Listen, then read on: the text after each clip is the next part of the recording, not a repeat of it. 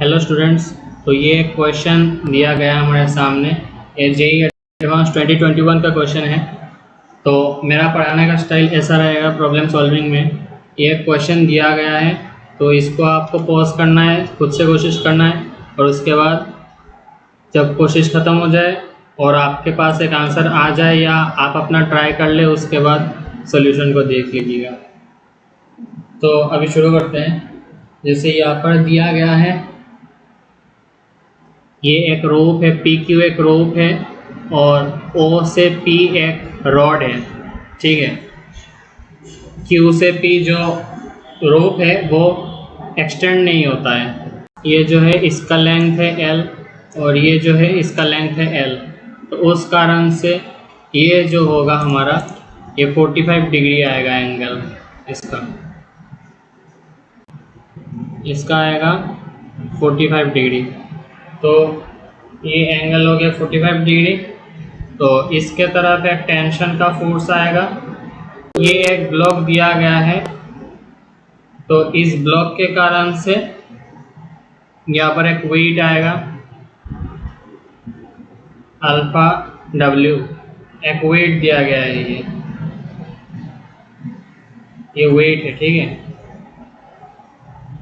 और उसके बाद यहाँ का ये जो रॉड है इसका खुद का एक वेट है W। ये टेंशन हो गया, ये हो गया, ये हो गया, और उसके बाद इसका खुद का एक नॉर्मल फोर्स आएगा इसके कारण से। तो हम मान के चले यहाँ पर NX है और ये NY है। ठीक है, ये एक रॉड दिया गया है, इसमें हम अब फोर्स को, टेंशन को हम तोड़ देंगे कंपोनेंट में। ये आएगा T sin 45 डिग्री और यहाँ पर आएगा T cos 45 डिग्री। ठीक है, और इस तरफ एक वेट हम बोले थे अल्फा W वेट है। ठीक है, इस तरफ एक W वेट आएगा, यहाँ पर एक NY आएगा और इस तरफ NX आएगा। अभी हमको इसको सॉल्व करना है। तो हमको पता है क्योंकि ये एक इक्विलिब्रियम का कंडीशन है, तो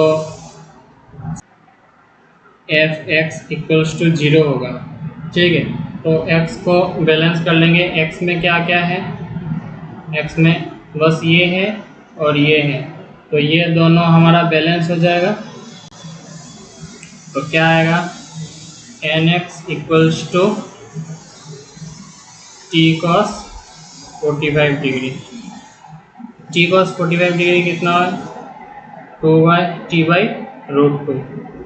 तो NX का वैल्यू कितना है, T/√2। तो ये एक इक्वेशन हो गया है, सिग्मा Fy इक्वल्स टू 0। तो सिग्मा Fy में हम करेंगे, तरफ आएगा T sin 45 degree equals to W plus alpha W। क्यों, क्योंकि NY ऊपर की तरफ है, T sin 45 डिग्री ऊपर की तरफ है, W नीचे की तरफ है, अल्फा W नीचे की तरफ है। इसको हम पहले ही कर लिए थे। तो ये हम Y डायरेक्शन में फोर्स को बैलेंस कर दिए हैं। तो इसके बाद हम इसको सॉल्व करेंगे। NY plus T/√2 equals to W1 plus alpha. ठीक है, तो ये आ गया हमारा एक और इक्वेशन। ठीक है, अभी हम क्या करेंगे, हम ट्रांसलेशनल इक्विलिब्रियम कर लिए हैं, अब रोटेशनल इक्विलिब्रियम करेंगे। तो सिग्मा टाउ नेट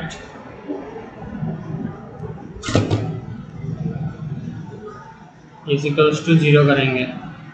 तो हम इसे, ये पॉइंट है O और ये पॉइंट है P, तो हम टाउ नेट अक्रॉस P करेंगे तो वो भी 0 आएगा। तो भी करते हैं इसके, तो एन वाई और ये जो डिस्टेंस है ये L डिस्टेंस है, हमको पता ही है गिवन इन क्वेश्चन। तो उस कारण से N Y L equals to, अभी क्योंकि हम यहाँ पर बैठे हैं तो इस कारण से इसका मोमेंट 0 आ जाए, इसका टॉर्क 0 आ जाएगा, इसका टॉर्क 0 आ जाएगा, इसका टॉर्क 0 आ जाएगा, क्योंकि ये जो फोर्सेस है ये इसी के ऊपर, इसी के लाइन में आ गया है। तो उस कारण से इसके कारण इसका नेट टॉर्क 0 आएगा। ये भी, इसका भी नहीं आएगा क्योंकि ये भी इसी के लाइन में आ गए हैं, सिर्फ ये और ये के कारण आएगा, इसके कारण। तो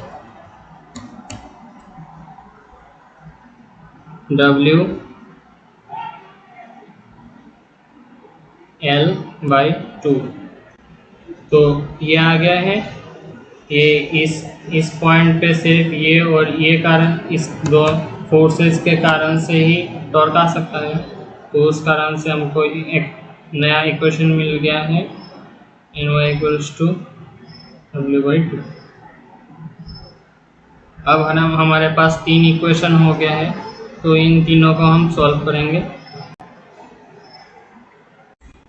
अभी जैसे हमारे पास ये 3 इक्वेशन आ गया है, ये फर्स्ट इक्वेशन, ये सेकंड इक्वेशन और ये थर्ड इक्वेशन।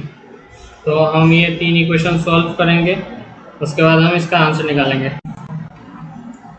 क्योंकि हमारे पास W दिया गया है क्वेश्चन में और अल्फ़ा दिया गया है क्वेश्चन में, T नहीं दिया गया है क्वेश्चन में, Ny Nx ये सब नहीं दिया गया क्वेश्चन में, तो हमको पूरे क्वेश्चन को W और अल्फ़ा के टर्म्स में निकालना पड़ेगा। तो अब निकालते हैं। अभी हम ये 3 इक्वेशन सॉल्व किए और हमारे पास ये 3 आंसर आया है। टेंशन का वैल्यू ये आया है, Nx का वैल्यू ये आया है, Ny का वैल्यू ये आया है। ठीक है, तो अभी जैसे ऑप्शन है तो ऑप्शन अभी चेक करते हैं हमारे क्वेश्चन में क्या दिया गया था। तो यहाँ पर दिया गया है कि vertical component of reaction force at O does not depend upon alpha. तो वर्टिकल कंपोनेंट कौन सा है? Ny है। तो Ny है वर्टिकल कंपोनेंट। तो अभी देखते हैं अल्फा है कि नहीं। तो जैसे इसमें Ny पे कोई अल्फा नहीं दिया गया है, तो इसमें दिया गया does not depend upon alpha. तो हाँ सही बात है, अल्फा नहीं दिया गया है तो does not depend upon alpha. तो ये आंसर करेक्ट हो जाएगा। The horizontal component of the force reaction force at O is equal to W for alpha equal to 0.5। अभी इसमें अल्फा इक्वल टू 0.5 पुट करेंगे तो हॉरिजॉन्टल कंपोनेंट क्या आएगा? W आएगा। तो अभी देखते हैं 0.5 पुट करके। तो हॉरिजॉन्टल कंपोनेंट यहाँ पर है, तो बोला गया है Nx इक्वल्स टू W 1 + 2 × 0.5, ये आएगा 1 / 2। तो ये आ गया है 2/2। तो ये आंसर करेक्ट है। Nx का वैल्यू हमारा W के इक्वल आया है। तो क्वेश्चन नंबर बी भी करेक्ट है। Tension in the rope is 2W for alpha equal to 0.5। अभी देखते हैं टेंशन का वैल्यू कितना आता है। अभी जैसे यहाँ पर बोला गया है 1 + अल्फा का वैल्यू 0.5, तो इसमें भी 1/√2। तो इसमें कितना आएगा? W 2/√2 आएगा इसमें। तो ये आएगा W इंटू √2। तो इसमें 2W नहीं आया है, √2W आया है, तो ये भी आंसर गलत हो जाएगा हमारा। ये सी ए करेक्ट है, बी करेक्ट है, सी गलत है। तो अभी डी का देखते हैं, row breaks at alpha greater than 1.5। यहाँ पर एक चीज क्वेश्चन में दिया गया है, the rope can sustain A maximum tension of 2√2W। तो अभी देखते हैं अल्फा का वैल्यू अगर 1.5 के करीब हुआ तो ये मैक्सिमम टेंशन को टच कर जाना चाहिए, ताकि इससे ज़्यादा अल्फा करेंगे तो ये टूट जाएगा, क्योंकि अल्टीमेटली ये ज़्यादा फोर्स से नीचे जाएगा ना, इसका वेट ज़्यादा हो जाएगा, तो मोस्ट प्रोबेबली ये टूट जाएगा। तो अभी देखते हैं 1.5 डाल के क्या होता है टेंशन का वैल्यू।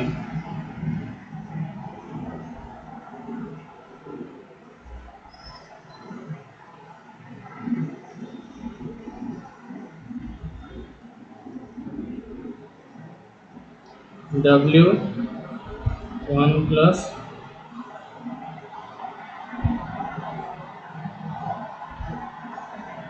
Three divided by √2। तो इसमें आएगा W 4/√2। तो 4 को हम लिख सकते हैं 2 इंटू 2, तो √2 से काटेंगे, इसमें रूट आ जाएगा, तो 2√2W। तो सही बात है, ये 2√2W के बराबर आया है, उससे ज़्यादा होगा तो ये झेल नहीं पाएगा, तो हमारे इसको टेंशन को मैक्सिमम को टच कर गया है। तो सही बात है, मैक्सिमम टेंशन टच कर गया है, तो अल्फा ग्रेटर देन 1.5 करेंगे तो रोप टूट जाएगा। तो ये डी करेक्ट हो गया। तो इसका आंसर है ए, बी और डी, क्योंकि हमको करेक्ट पूछा है। अभी जैसे ये सिमुलेशन है, तो इसमें हम लोग जैसे अभी एक क्वेश्चन किए हैं तो उसी के रिगार्डिंग है। जैसे यहाँ पर वॉल है, ये एक रॉड है, इसमें मास दिया गया है, ये एक रोप है, ठीक है। इसमें जैसे हम ये एक फ्री बॉडी डायग्राम है, तो अगर जैसे यहाँ पर हम मास बढ़ाएंगे, जैसे कम करेंगे अगर, तो उस कारण से क्या होगा, ये जो टेंशन फोर्स है ये कम होगा। जैसे हम बोले ही थे, जैसे अगर अल्फा का वैल्यू 1.5 से ग्रेट होगा तो टेंशन ज़्यादा हो जाएगा, टूट सकता है। तो यही सिमुलेशन है, जैसे ये हम मास अभी कम कर रहे हैं तो ये जो टेंशन फोर्स है यहाँ का, ये भी कम हो रहा है। अभी जैसे बढ़ाएंगे तो ये टेंशन फोर्स बढ़ेगा, ठीक है। अभी जैसे कॉमन सी बात है, ये जैसे ब्लॉक है, इसका अगर मास ज़्यादा होगा तो, और इस तरफ से हम इसको फोर्स दिए हुए हैं, तो जैसे ये जैसे नीचे की तरफ जा रहा है, तो इस पे एक ऊपर की तरफ एक नॉर्मल फोर्स आएगा, जितना इसका ज़्यादा होगा इसका भी ज़्यादा होना चाहिए। तो ये हम देख लेते हैं अभी।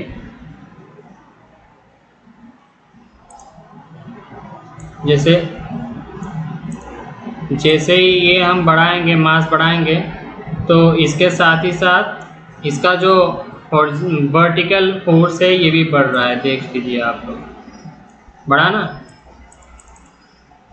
ये हम बोल रहे थे। अभी जैसे कम करेंगे तो कम होगा, एफ भी कम होगा, जैसे बढ़ाएंगे एफ भी बढ़ेगा, देखें। तो यही हम बोले थे, तो यही सिमुलेशन है।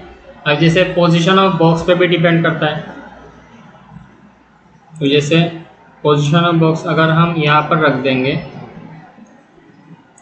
अभी अगर दिखाएंगे, अगर पोजीशन बढ़ाएंगे तो टेंशन बढ़ेगा, टेंशन बढ़ेगा। क्यों बढ़ेगा? क्योंकि टेंशन बढ़ेगा तो इस तरफ पे जो टॉर्क है वो बढ़ेगा, क्योंकि M1G यहाँ पर आ गया है। पहले ये अगर इस तरफ करेंगे तो M1G यहाँ पर है, तो ये बढ़ेगा। क्यों? कि जितना ये मास इस तरफ आ रहा है उतना उसको भी बैलेंस करना पड़ेगा, क्योंकि रोटेशनल इक्विलिब्रियम है।